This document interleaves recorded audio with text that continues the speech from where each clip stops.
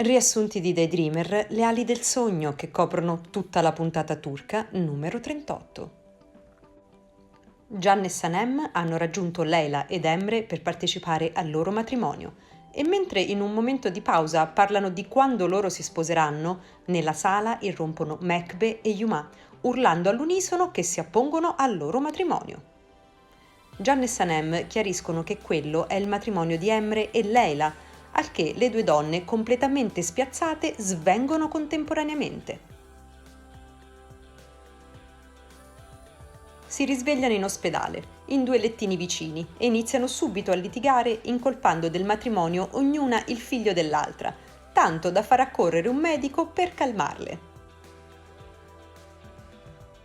Can e Sanem scendono al bar e parlano del matrimonio improvviso dei loro fratelli e di come da quel momento in poi le cose per loro peggioreranno. Sanem si dice preoccupata della reazione della madre e di come le famiglie siano incompatibili.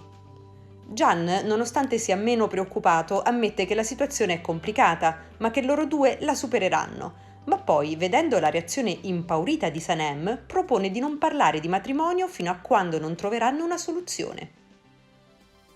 Anche Emre e Leyla sono molto preoccupati per il futuro e ognuno torna a casa con la propria mamma.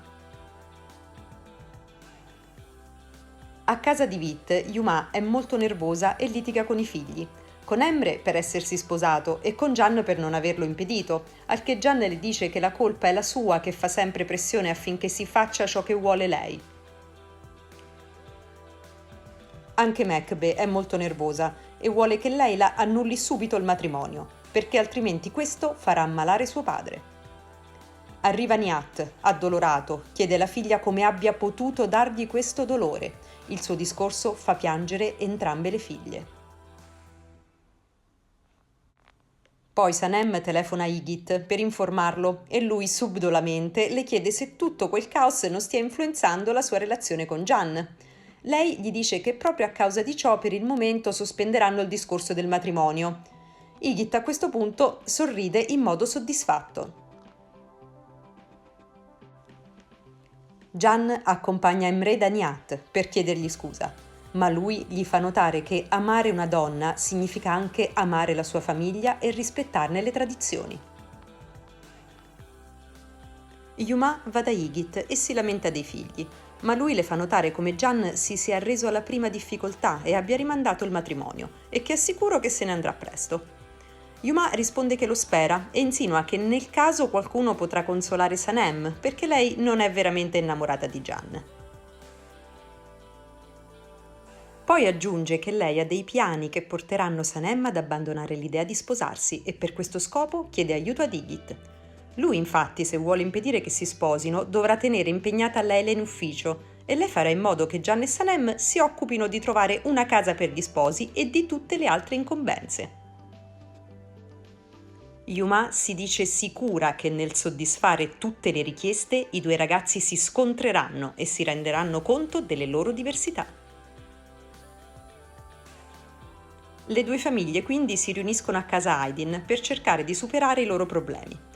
Can prende la parola dicendo che quando lui e Sanem hanno deciso di sposarsi, Yuma con il suo comportamento ha creato solo problemi che hanno portato Emre e Leyla ad agire affrettatamente. Si decide che Leyla si trasferirà a vivere temporaneamente a casa di Vit e allora Mekbe le consegna una lunga lista di cose che deve fare per rispettare le tradizioni della loro famiglia. Anche Yuma le consegna una lunga lista di cose da fare per essere all'altezza della sua famiglia. Arrivati a casa di Vit, Yuma rimane da sola con Leyla e Sanem e detta le sue condizioni, dicendo che la casa che dovranno comprare per vivere definitivamente dovrà essere all'altezza del loro ceto sociale e non trovarsi in un quartiere semplice e popolare come casa loro. Arriva la telefonata di Igit che, come concordato con Yuma, chiede a Leyla di andare subito in ufficio per lavori urgenti che non possono essere rimandati a dopo la sua luna di miele. Yuma allora suggerisce che siano Can e Sanem ad occuparsi di tutte le richieste delle due liste. Quindi Can e Sanem iniziano a visionare appartamenti per i fratelli e iniziano anche ad emergere le loro visioni differenti su tante cose. Anche quando scelgono il viaggio di nozze che vorrebbero regalare, le loro idee sono molto diverse. Sanem sceglierebbe un posto tranquillo e rilassante, mentre per Gian l'ideale sarebbe un viaggio avventuroso nella natura. In serata Sanem si incontra con Ayaan, che è molto triste per il matrimonio avvenuto a pochi giorni dalla separazione di Osman e Leila. Si dice molto delusa dall'amore e di essere confusa sul suo futuro. Sanem la abbraccia e le dice che lei la sosterrà sempre. A casa Aydin la cena è molto triste per la mancanza di Leila, mentre a casa di Vit Emre ha preparato una romantica cena per la moglie e le regala un bellissimo anello.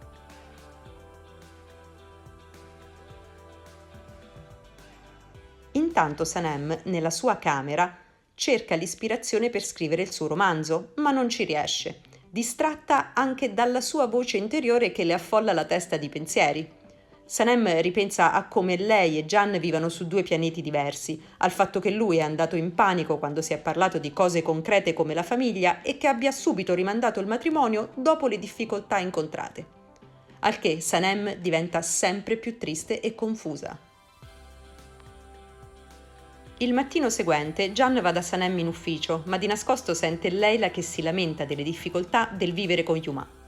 Sanem risponde che è molto spaventata vedendo cosa sta facendo a lei e ad Emre e che ha paura del matrimonio e che non sa cosa fare. Gian è molto colpito da ciò che ha sentito e se ne va senza farsi vedere. Tornato in agenzia si confida con Emre dicendo che Sanem ha dei dubbi sul matrimonio e che ha paura della loro madre e che lui aveva già percepito i suoi dubbi sulla loro vita insieme. Emre però lo rassicura dell'amore che Sanem prova per lui e dice che tutto si risolverà. Igit, oltre a riempire di lavoro Leila, inizia a fare pressioni su Sanem per la stesura del romanzo, mettendole fretta e anche una grande ansia. Sanem sale in agenzia e quando Yuma la vede fa in modo che Sanem senta dire da Deren che Gian è molto confuso sull'idea del matrimonio e che lo ha sentito parlare d'Emre delle sue paure.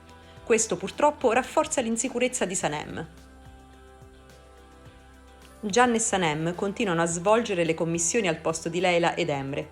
Le liste sono lunghissime e Gian cerca di essere paziente nonostante sia molto stufo di tutte le inutili tradizioni che devono rispettare e che lui, spirito libero, non riesce proprio a capire. Sanem invece è cresciuta in quelle tradizioni e le rispetta. Su questo argomento i due ragazzi non si trovano d'accordo e sono entrambi delusi. Sanem, sentendo la pressione di Igit, cerca la concentrazione per scrivere, ma non ci riesce perché la sua mente è affollata di dubbi. Infatti è convinta che Gian sia indeciso sul matrimonio, ma anche Gian pensa la stessa cosa di Sanem ed anche lui non è tranquillo. Deren va da Gian e gli riferisce che la ditta Sweet Line, che tratta abiti da sposi, ha chiesto lui come modello per la loro campagna pubblicitaria. Lui si rifiuta, ma Deren, insistendo sull'importanza del cliente, coinvolge anche Sanem nel progetto. Gian e Sanem si ritrovano quindi sul set fotografico vestiti da sposi e sono entrambi molto belli e romantici. JJ li fotografa e manda le foto da Jan che sta parlando con Macbeth, che le vede e pensando che si siano sposati dà escandescenze. Telefona loro e ricattandoli emotivamente si fa giurare che non si sarebbero sposati come Leila ed Emre. I due ragazzi, rimasti soli, esprimono entrambi i loro dubbi sui sentimenti dell'altro. Allora Gian suggerisce di lasciare tutto e andare via insieme. Ma Sanem, troppo legata alla sua famiglia, rifiuta ed allora i due si scontrano. A questo punto Gian dice a Sanem che prima di parlare di nuovo di matrimonio devono risolvere i loro problemi di fiducia reciproca e che è meglio che lei, per concentrarsi sulla stesura del libro che la preoccupa molto, rimanga un po' da sola. Con queste incomprensioni che ci porteranno alla fine della prima stagione tra due puntate si chiude la puntata numero 38 di Daydreamer.